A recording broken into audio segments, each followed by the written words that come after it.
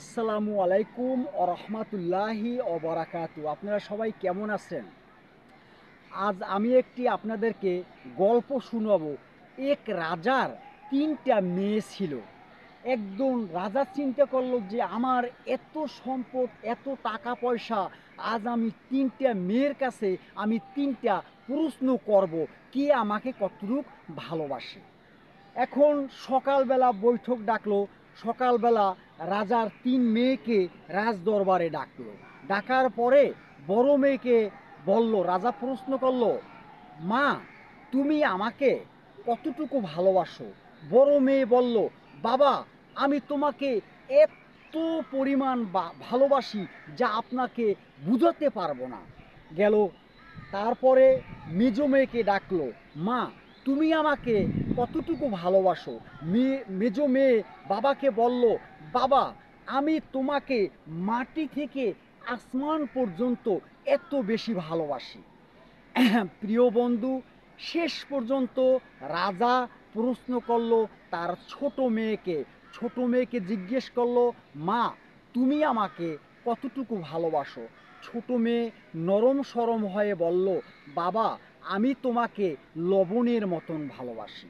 যখন সেই কথা বলল যে লবণের মতন ভালোবাসো তুমি আমাকে, তখন রাজদরবারের সবাইকে ডেকে ছোট মেয়েকে দূর দূর করে তাড়িয়ে বনবাসে পাঠিয়ে দিল।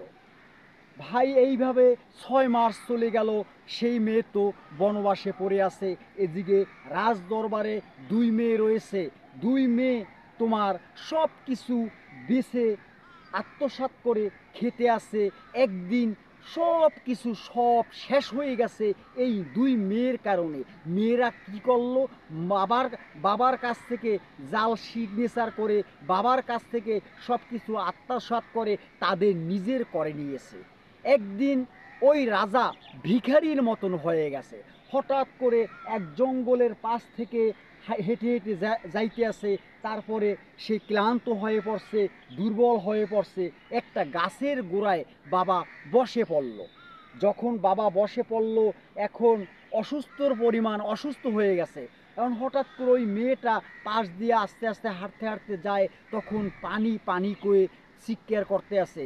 তখন ওই মেয়েটি কুয়ো থেকে, ওখানে তো কিছু নেই, কুয়ো থেকে তার কাপড় ভিজিয়ে এনে তার মুখের ভিতরে একটু পানি দিল।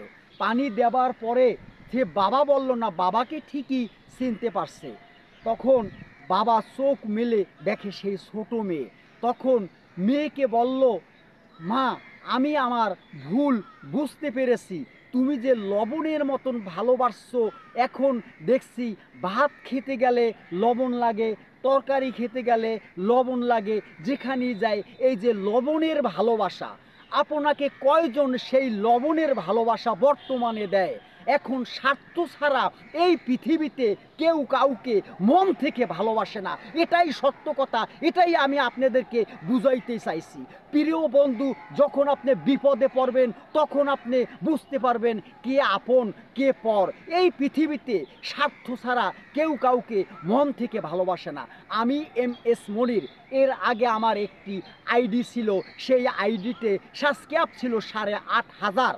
কিন্তু আমার নিজের একটি ভুলের জন্য আমার ইউটিউব কোম্পানি আমার চ্যানেলটিকে বন্ধ করে দিয়েছে। আমি ইউটিউব কোম্পানির গাইডলাইনগুলো জানছিলাম না, যার জন্য অবশ্যই আমার এই চ্যানেলটিকে আপনি সাবস্ক্রাইব করে দিয়ে যদি আপনি আমার পাশে থাকেন, আমার ওই আইডির চেয়ে এই আইডিতে ভিউ 100% বেশি হবে ইনশাআল্লাহ। আমি চ্যালেঞ্জ করে গেলাম। এবং আমি সবসময় ইসলামিক ভিডিও করে থাকি, যেটা সত্য সেটাই আমি আপনাদের কাছে তুলে ধরবো। আসসালামু আলাইকুম ওয়া রাহমাতুল্লাহি ওয়া বারাকাতু। সবাই ভালো থাকবেন, সুস্থ থাকবেন, অবশ্যই আমার জন্য দোয়া করবেন। আসসালামু আলাইকুম ওয়া রাহমাতুল্লাহ।